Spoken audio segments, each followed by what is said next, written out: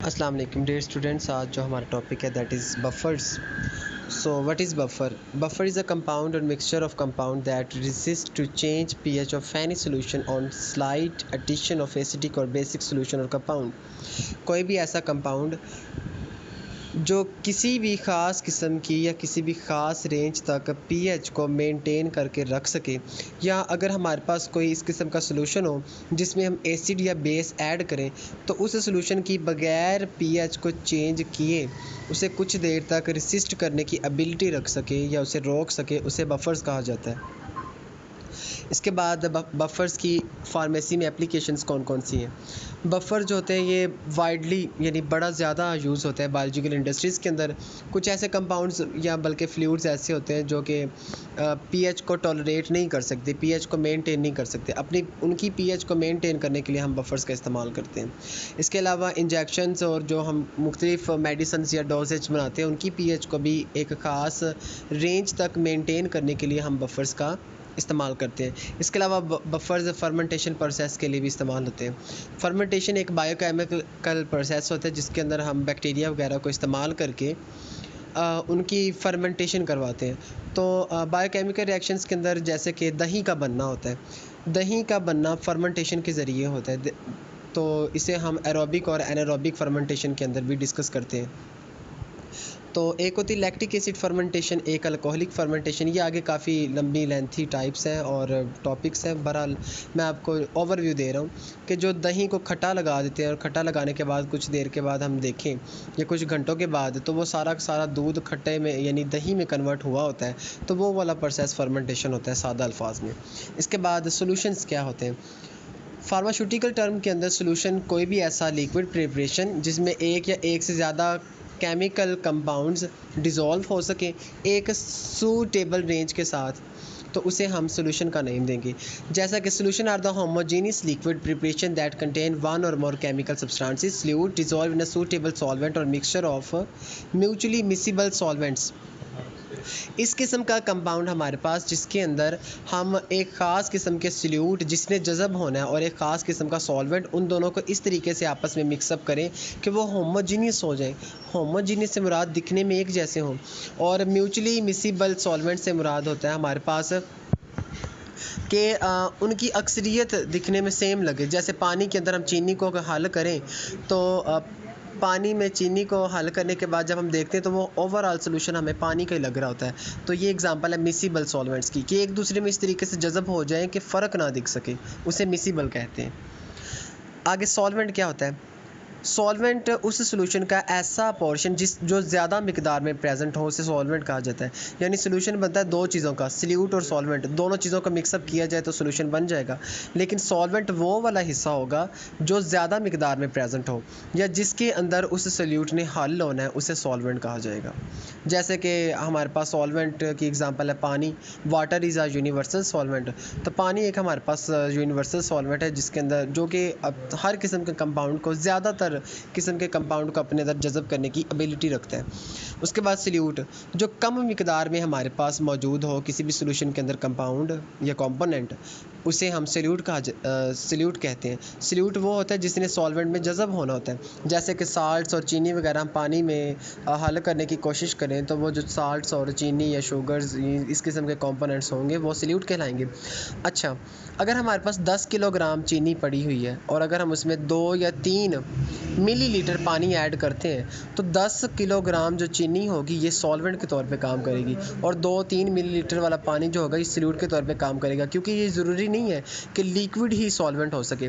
हमारे पास कुछ solids states भी होती हैं जो सॉल्वेंट के तौर पे काम करती हैं। तो आप सिंपल ये याद रखें, जो ज़्यादा अमाउंट में प्रेजेंट है वो सॉल्वेंट किसी भी सोल्यूशन के अंदर, और जो कम अमाउंट में प्रेजेंट है उसे सॉल्यूट कहा जाएगा। आगे इसकी मज़ीद एक और डेफिनेशन इसे आप नीचे पढ़ सकते हैं। यहाँ तक कोई क्वेश्चन हो आप पूछ लीजिएगा। Definition of isotonic solutions. Medical science, isotonic solution is a solution that has the same salt concentration as to the normal salt of the body and the blood. Isotonic solution medical sciences के अंदर उस solution को कहा जाता है जिसमें salt concentration बिल्कुल normalise हो। अब इसकी एग्जांपल दी गई है बॉडी या फिर ब्लड की। अब ब्लड हमारा जो है ये एक बफर सोल्यूशन के तौर पे काम करता है। ब्लड की पीएच होती है 7.35 से लेकर 7.40 तक। तो अगर हम इसमें कुछ एसिड या कुछ बेस ऐड करें तो हमारा ब्लड अपनी पीएच को चेंज होने नहीं देता। तो ये एक आइसोटोनिक सोल्यूशन भी है, एक बफर सोल्यूशन होने के साथ साथ। So in general cells two solutions are isotonic when they contain the same amount of solute or dissolved substances. अगर हमारे पास किसी भी सोल्यूशन के अंदर साल्ट्स और सॉल्वेंट की सेम अमाउंट प्रेजेंट हो, उसे हम एक आइसोटोनिक सोल्यूशन का नाम देंगे। आइसोटोनिक का मतलब होता है बैलेंस्ड और नॉर्मल कंसंट्रेशन। सो आइसोटोनिक सोल्यूशन ऐसे सोल्यूशंस होंगे जिसके अंदर हमारे पास सोल्यूट और सॉल्वेंट दोनों की कंसंट्रेशन इक्वल मौजूद होगी। एग्जांपल्स क्या है हमारे पास, जैसे डेक्स्टरोज शुगर होती है, उसे 5% अगर हम पानी में ऐड कर दें तो वो रिंगर सोल्यूशन बनता है। तो रिंगर सोल्यूशन एक नॉर्मल सलाइन सोल्यूशन है जिसकी हमारे पास सोडियम क्लोराइड के अंदर परसेंटेज होती है 0.9 वेट बाय वॉल्यूम। तो 0.9% weight by volume sodium chloride के अंदर अगर हम इसे ऐड करेंगे तो जो नया सोल्यूशन बनेगा 5% वाला, वो नॉर्मलाइज होगा, यानी इसमें साल्ट्स और लिक्विड की कंसंट्रेशन सेम होगी। उसके बाद एक और आइसोटोनिक की हमारे पास एग्जांपल है। आइसोटोनिक ऐसे सॉल्यूशंस होते हैं जिसके अंदर जितने सेल के अंदर साल्ट्स मौजूद हों उतने ही सेल के बाहर वाले हिस्से में साल्ट्स मौजूद हों, तो उसे भी आइसोटोनिक सॉल्यूशन कहेंगे। अब हाइपरटोनिक सॉल्यूशन क्या होता है? फॉर एग्जांपल हमने सेल को किसी एक मीडियम में रखा, अगर सेल के अंदर हमारे पास साल्ट्स या नमकियात की कंसंट्रेशन ज़्यादा हो और बाहर वाली साइडों पर साल्ट्स की कंसंट्रेशन कम हो, इस किस्म के सॉल्यूशंस को हम हाइपरटोनिक सॉल्यूशन का नाम देते हैं। तो when a cell is dip into a hypertonic solution, अगर हम किसी भी सेल को हाइपरटोनिक सॉल्यूशन में ऐड करेंगे, water will move outside. Water क्या करेगा? पानी जो होगा उस सेल के अंदर से बाहर की तरफ आना शुरू कर देगा, क्योंकि अंदर साल्ट्स ज़्यादा होंगे हमारे पास, तो अंदर से साल्ट्स की कंसंट्रेशन बाहर की तरफ आएंगी डिफ्यूजन के ज़रिए, हाई कंसंट्रेशन से लो कंसंट्रेशन की तरफ। तो जिसकी वजह से क्या होगा, सेल के अंदर से बहुत ज़्यादा जो साल्ट्स होंगे वो बाहर की तरफ निकलना शुरू होंगे और आहिस्ता आहिस्ता वो सॉल्यूट्स की कंसंट्रेशन को बैलेंस कर देंगे। और इस सिचुएशन के अंदर सेल बर्स्टिंग करता है। बर्स्टिंग से मुराद सेल फटना शुरू हो जाएगा। उसके बाद हाइपोटोनिक सोल्यूशन। हाइपोटोनिक सोल्यूशन इस किस्म के सोल्यूशन होते हैं जिसके अगर हमने सेल को किसी मीडियम में रखा है ना, तो बाहर वाले मीडियम में ज़्यादा साल्ट्स मौजूद हों लेकिन अंदर वाले मीडियम में कम साल्ट्स मौजूद हों, यानी सॉल्यूट की कंसंट्रेशन बाहर ज़्यादा हो लेकिन अंदर कम हो सेल के, तो उसे हम हाइपोटोनिक सॉल्यूशन का नाम देंगे। अब हाइपोटोनिक सॉल्यूशन के अंदर अगर हम किसी भी सेल को रखेंगे तो जो पानी होगा वो बाहर से अंदर की तरफ एंटर होगा, यानी कि आउटसाइड से इनसाइड की तरफ पानी एंटर होगा, जिसकी वजह से सेल टर्जिडिटी हो जाएंगे, टर्जिड हो जाएंगे। टर्जिड से क्या मुराद होता है? जैसे हम गुब्बारे में पानी भरते हैं ना, तो वो बहुत ज़्यादा नरम हो जाता है, फूल जाता है, उस किस्म की टर्जिडिटी हो जाती है जब हाइपोटोनिक सोल्यूशन में रखा जाए। एप्लीकेशंस क्या है जी आइसोटोनिक सॉल्यूशंस की फार्मेसी के अंदर? आइसोटोनिक सॉल्यूशन जो होते हैं ना, ये फिजियोलॉजिकल एक्सपेरिमेंट्स या टिश्यू कल्चर टेक्निक के लिए इस्तेमाल किए जाते हैं। उसके अलावा इलेक्ट्रोलाइट्स को बैलेंसमेंट करने के लिए भी हम आइसोटोनिक सॉल्यूशंस को इस्तेमाल करते हैं। इसके अलावा फिजियोलॉजिकल जो कंडीशंस होती हैं जैसे लेंथ, मैस, टेम्परेचर और पीएच, इसके अलावा कंसंट्रेशन, इस किस्म की कंडीशंस को भी मेंटेन करने के लिए आइसोटोनिक सॉल्यूशंस का इस्तेमाल किया जाता है। For medical purposes isotonic solution normal saline is use to flush wounds. अब वाउंड्स वगैरह को यानी ज़ख्मों को साफ़ करने के लिए वहाँ पर नॉर्मल सलाइन का इस्तेमाल किया जाता है, जो कि एक नॉर्मल पीएच के तहत रहते हुए एक नॉर्मल सॉल्यूशन होता है, जिसकी मदद से हमारी बॉडी कंसंट्रेशन या साल्ट कंसंट्रेशन जितनी ब्लड में मौजूद होनी चाहिए वो उतनी ही बैलेंस होकर रहती है। तो ये एक नॉर्मल सलाइन सोल्यूशन होता है। अब जहाँ पर हमें ज़ख़म हो जाए वहाँ पर इस सोल्यूशन का इस्तेमाल किया जाए तो वहाँ पर जो इजाफी ज़ख़म लगे होंगे उनमें से रेशा वाली शक्ल में कुछ फ्लूइड्स निकलेंगे, तो वो उनके निकलने से साल्ट्स की कंसंट्रेशन नॉर्मलाइज हो जाएगी।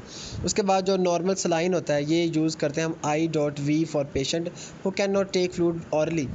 इस किस्म के फ्लूइड्स के लिए भी पेशेंट्स के लिए भी इस्तेमाल करते हैं जो किसी किस्म के भी फ्लूइड को खुद खा नहीं सकते। इसकी कॉमन एग्जांपल हमारे पास बॉटल्स वगैरह लगाते हैं, ग्लूकोज वगैरह की हम बॉटल्स लगाते हैं, तो उन बॉटल्स को लगाने का ये फ़ायदा होता है कि उन मरीज़ों को लगाई जाती है जो खा भी नहीं सकते, कुछ फ्लूइड को अपने अंदर इनगल्फ डायरेक्टली नहीं कर सकते, तो हम उन्हें बॉटल्स या सिरिंज के ज़रिए इस किस्म के न्यूट्रिशंस प्रोवाइड करते हैं।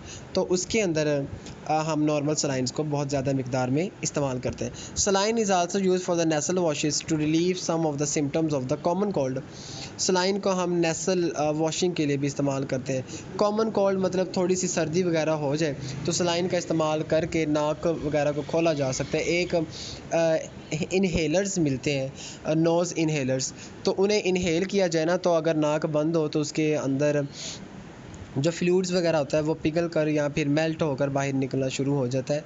तो इस किस्म के जो मामलात हैं या इस किस्म की जो कंडीशंस हैं उसे भी आइसोटोनिक सॉल्यूशंस डिस्कस करते हैं। तो आई होप आपको आज का लेक्चर समझ आया होगा। तो जो आपको ना समझ आए वो आप पूछ लीजिएगा अगेन। कुछ इश्यूज़ चल रहे हैं वीडियोस वगैरह के, कन्वर्ट नहीं हो पाती व्हाट्सएप के ऊपर, तो उसके लिए हम आज यूट्यूब चैनल्स इंशाल्लाह आपका बना देंगे ताकि आप वहाँ से अपने लेक्चर्स को डाउनलोड कर सकें। अल्लाह हाफ़िज़, अपना ख्याल रखिएगा।